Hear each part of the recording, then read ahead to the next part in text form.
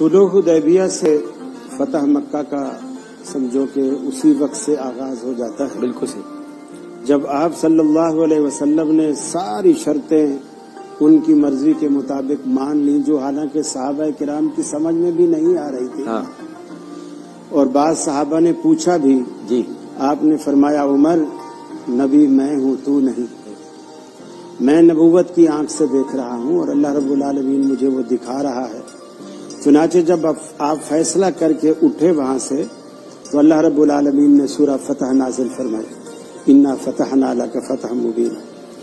और इससे ये फायदा हुआ कि रसूल अक़दस सल्लल्लाहु अलैहि वसल्लम को और सहाबा किराम को कुछ अरसा सुख का सांस भी मिला और आपको फतह मक्का के लिए तैयारी करने का मौका भी मुयस्सर मिला। बिल्कुल सही। तो खुद कुफार मक्का जो हैं वो उसकी खिलाफ वर्जियां करने लगे और रसूल अकरम सल्लल्लाहु अलैहि वसल्लम ये पता चला आपको कि कुफार हमारे खिलाफ कुछ इस तरह की साजिशें कर रहे हैं और अहद शिकनी कर रहे हैं। आपने सहाबा किराम को खुफिया तौर पर तो वो कौन से कबीले थे जिन्होंने जो गालिबन बनु सकीफ तो रसूल अकरम सल्लल्लाहु अलैहि वसल्लम ने सहाबा किराम को कह दिया कि हम जरा खुफिया तौर पर, कुछ राजदार सहाबा थे जिनके साथ आप अक्सर मशवरे किया करते थे। तो ये हातिब इब्न अबी बल्ता को भी ये बात पहुंची, क्योंकि आज हजरत अली का भी दिन है तो ये वाकया जरूर सुनाइएगा जब जी हाँ जी। तो उन्होंने ये सोचा अपने तौर पर कि फिर बता दीजिए नाम, ताकि दोबारा के लिए नाम जो आप ले रहे थे लोगों को पता। हातिब इब्न अबी बल्ता सहाबी थे और बदरी सहाबी थे। तो इन्होंने खत लिखा अबू सुफियान के नाम, और वो उस वक्त मुसलमान नहीं थे और मक्का में थे। और इनके दिल में एक बात थी जो कि निफाक पर मबनी नहीं थी, बस औलाद और बीवी बच्चों की मोहब्बत की वजह से ऐसा था। वो खत लिखा और खत लिख करके कहा कि रसूल अकरम सल्लल्लाहु अलैहि वसल्लम मक्का पर हमले की तैयारी कर रहे हैं और मैं चूंकि तुम्हारा खैर खा हूं इसलिए मैं तुम्हें आगाह कर रहा हूं। अल्लाह के रसूल तो अल्लाह के रसूल ही थे। जिब्रील अमीन फौरन आ पहुंचे और कहा अल्लाह के रसूल, एक औरत है जो ऊंटनी पर सवार है और उसके पास एक खत है और वो रोज़ा खाह के मकाम पर जो मदीना से तकरीबन 3 मील के फासले पर था, यहाँ आपको मिलेगी, उससे वो खत मंगवा। अल्लाह के रसूल ने सैयदना अली अल मुर्तज़ा रज़ियल्लाहु ताला अन्हु और 2 अंसारी सहाबा का उनके साथ इंतखाब किया और उनको रवाना किया। ये जब रोज़ा खाक के मकाम पे पहुंचे तो वहां एक बूढ़ी खातून ऊंटनी पर सवार, इनको ये भी वहीं पहुंचे और वो भी वहीं पहुंचे उसी वक्त। उनसे कहा कि तुम्हारे पास एक खत है, वो हमारे हवाले करो। उसने कहा मेरे पास तो कोई खत नहीं है। सैयदना अली अल मुर्तज़ा ने उनके ऊंट को बिठाया और उसको भी नीचे उतारा और जो ऊंट की पलान वगैरह ये चीजें थी उसको हर तरह से तलाश किया, उसमें खत नहीं मिला। जो 2 अंसारी सहाबी हजरत अली के साथ थे रज़ियल्लाहु ताला अन्हु, वो कहने लगे ऐ अली, हो सकता है इस बेचारी के पास खत ना हो, हमने इतना कुछ तलाश किया। उन्होंने कहा यार वाह, अजीब तुम्हारा ईमान है।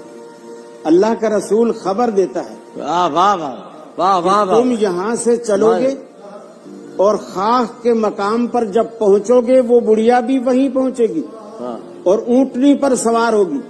हम यहाँ पहुंचे खाक पर, ये वहीं पहुंची, ये बात भी सही। ऊंटनी पर सवार, ये बात भी सही, ये बात भी सही। ये बुढ़िया है, ये बात भी सही।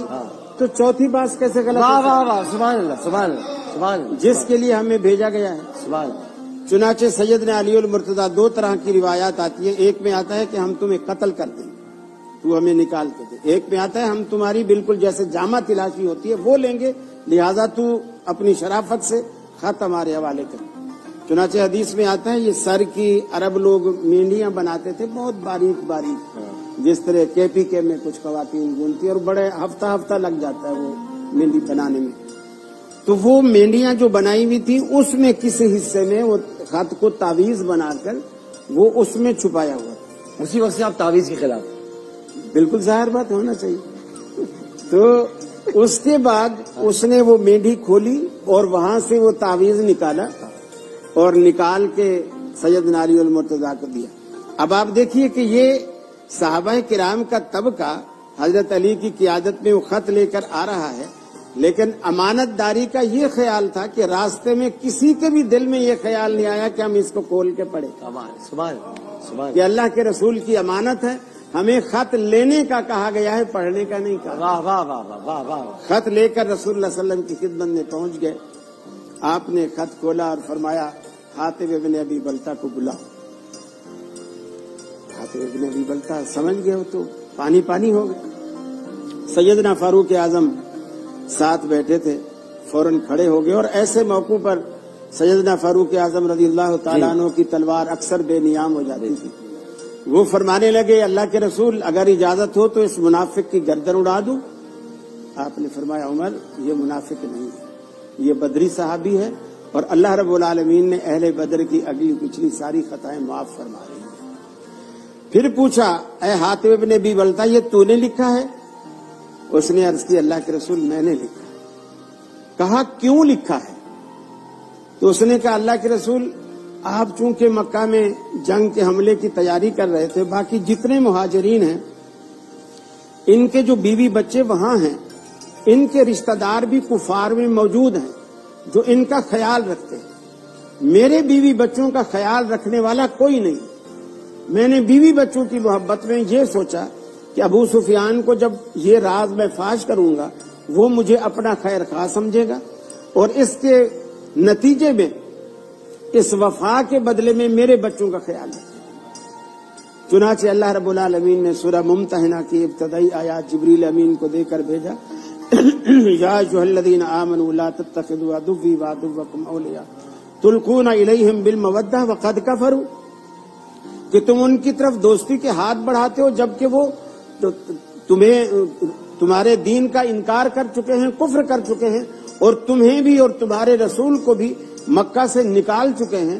تم اللہ کے دشمن کو اور اپنے دشمنوں کو کبھی دوست نہ بناؤ، ان کو دوست نہ بناؤ۔ چنانچہ اللہ تبارک و تعالیٰ کے رسول نے حضرت حاتب ابن ابی بلتہ کی بات کو سچا جانا اور فرمایا کہ بلتہ سچ کہتا ہے، اور آپ نے اسے معاف کیا۔ پھر جب آپ مکے میں پہنچ گئے اور آپ فاتح کی حیثیت سے جب مکے میں آپ داخل ہونے لگے، صحابہ بیان کرتے آپ نے لوہے کا ایک خود جو فوجی لوگ عموماً پہنتے ہیں جنگ کے دوران، آپ نے وہ سر پہ زیب تن کیا ہوا تھا، آپ نے گیٹ میں داخل ہونے سے پہلے آپ نے اس کو اتارا اور کالا سیاہ رنگ کا امامہ آپ نے زیب تن فرمایا، اونٹنی کے اوپر بیٹھے بیٹھے، اور وہ امامہ سر پہ رکھنے کے بعد آپ نے اونٹنی کے اوپر سجدہ شکر کیا اور مکے کے اندر آپ داخل ہوئے۔ پھر جب آپ بیت اللہ کے قریب گئے اور وہاں تو 360 بت سجے ہوئے تھے، اندر کیا باہر کیا چھت پہ کیا، آپ نے سیدنا علی المرتضیٰ رضی اللہ تعالی عنہ سے کہا کہ آپ میرے کندھے پہ چڑھ جائیں اور ان کو گرائیں، توڑیں ان کو۔ سیدنا علی المرتضیٰ رضی اللہ تعالیٰ عنہ کہتے ہیں اللہ کے رسول یہ تو مجھے تو نہیں اچھا لگ رہا کہ میں آپ کے کندھے مبارک پہ چڑھوں، میں جھکتا ہوں آپ میرے کندھوں پہ چڑھتے ہیں۔ آپ فرماتے علی تو بہت چھوٹا ہے، ایسا نہیں ہو سکتا، آپ چڑھ جائیں۔ چنانچہ حضرت علی رضی اللہ تعالیٰ عنہ اللہ کے رسول کے کندھوں پر جب سوار ہوئے، فرماتے ہیں اللہ نے مجھے وہ بلندی عطا کی تھی، وہ بت تو کیا چیز، اگر کوئی مجھے کہتا نا کہ آسمان کے تارے جھاڑ دے میں وہ بھی جھاڑ دیتا۔ وہ بلندی اللہ رب العالمین نے عطا کی۔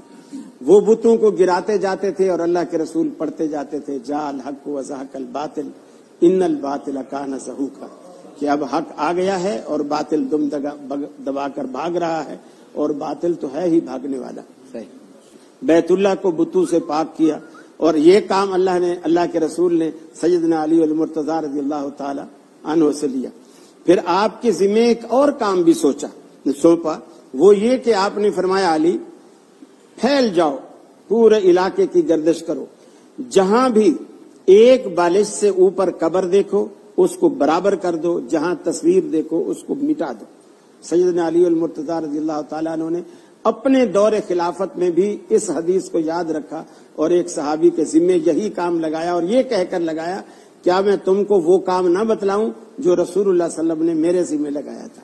یعنی آپ نے بھی کر دکھایا، پھر آپ نے اپنے دور خلافت میں اس صحابی سے بھی وہی کام کروایا۔ دوسری بات، جب آپ مکہ فتح ہو گیا، صحابہ خوش ہیں، ایک خوشی کا سماں ہے جسے آج کی اصطلاح میں کہا جائے کہ مسلمانوں میں ایک جشن ہے، مسلمانوں میں ایک جشن ہے۔ جیسا کہ قریشی صاحب نے کہا، ایک کہنے والے نے غالباً حضرت سعد بن عبادہ رضی اللہ تعالیٰ عنہ تھے، انہوں نے کہا کہ الیوم یوم الملحمہ، آج تو بدلے کا دن ہے، ہم بدلہ لیں گے اور خوب بدلہ لیں گے۔ اللہ کے رسول کے کانوں میں یہ بات آواز پہنچی تو آپ نے فرمایا یہ کس نے کہا؟ خالد بن ولید کو حاضر کیا گیا، آپ نے فرمایا نہیں، یہ جملہ نہیں، ارے آج تو الیوم یوم المرحمہ، آج تو رحمت کا دن ہے، شفقت کا دن ہے، مہربانی کا دن ہے۔ آج لا تثریب علیکم اليوم، کسی پر کوئی پکڑ دھکڑ نہیں، جس طرح یوسف علیہ السلام نے اپنے قاتل بھائیوں کو پہچاننے کے بعد یہ کہا تھا کہ آج تم پر کوئی گرفت نہیں، تم ڈرو نہیں، میں نے تم کو اللہ کے لیے معاف کر دیا، بالکل اسی طرح معاف۔ چنانچہ صحابہ کہنے لگے اللہ کے رسول آپ ان بدبختوں کے وہ سارے مظالم بھول گئے،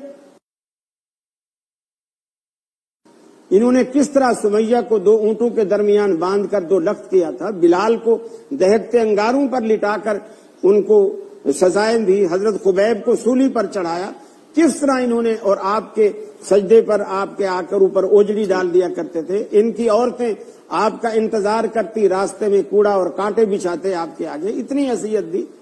آپ نے فرمایا میں یاداشت میں اتنا کمزور نہیں ہوں، مجھے وہ ساری باتیں ایسی یاد ہیں جیسے کل